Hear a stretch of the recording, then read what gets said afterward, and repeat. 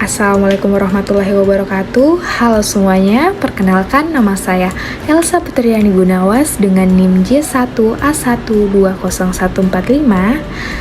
Saya dari kelas C, Fakultas Kesehatan Masyarakat Universitas Halo Oleo. Di sini saya akan memenuhi tugas praktikum promosi kesehatan dengan materi hubungan obesitas dan rokok pada masa pandemi COVID-19. Baik, langsung saja ke penjelasannya. Tahun 2020, COVID-19 di Indonesia mengalami peningkatan yang cukup signifikan. Pada peningkatan penyebaran COVID-19 yang berpengaruh pada proses belajar mengajar, seluruh pelajar termasuk mahasiswa terkena dampak dari COVID-19 ini, yakni diberlakunya studi from home dengan menggunakan sistem belajar daring. Dan apabila seseorang hendak keluar rumah, maka diwajibkan untuk menggunakan masker. Karena tengah terjadi pandemi COVID-19, upaya yang dilakukan pemerintah Indonesia antara lain menjaga jarak sosial di masyarakat, menjauhi kerumunan, dan menghindari keramaian. Selama pandemi COVID-19, sebagian orang hanya memiliki waktu untuk dihabiskan di rumah, seperti bekerja dan belajar secara daring. Hal ini dapat memicu seseorang sulit untuk berolahraga karena beberapa alasan. Aktivitas di luar rumah sangat dibatasi untuk memutus mata rantai penularan virus COVID-19, di mana masyarakat disarankan untuk tidak keluar rumah kecuali sangat mendesak. Hubungan masa pandemi pada obesitas. 1. Obesitas. Obesitas pada remaja disebabkan oleh interaksi banyak makan dengan sedikit beraktivitas. Aktivitas fisik menyebabkan proses pembakaran energi, sehingga semakin banyak aktivitas yang dilakukan, maka semakin banyak energi yang dikeluarkan. Namun, keadaan dunia saat ini tengah dikejutkan dengan merebaknya suatu penyakit yang disebabkan oleh virus corona. Fisik cenderung menurun di kalangan remaja selama masa pandemi COVID-19.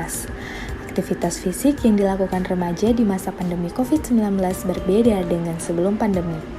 Kegiatan ekstrakurikuler di sekolah ataupun di kampus seperti olahraga basket, futsal, renang, dan lain sebagainya tidak dilakukan karena masa pandemi. Kegiatan yang dilakukan juga lebih sedikit dari sebelumnya.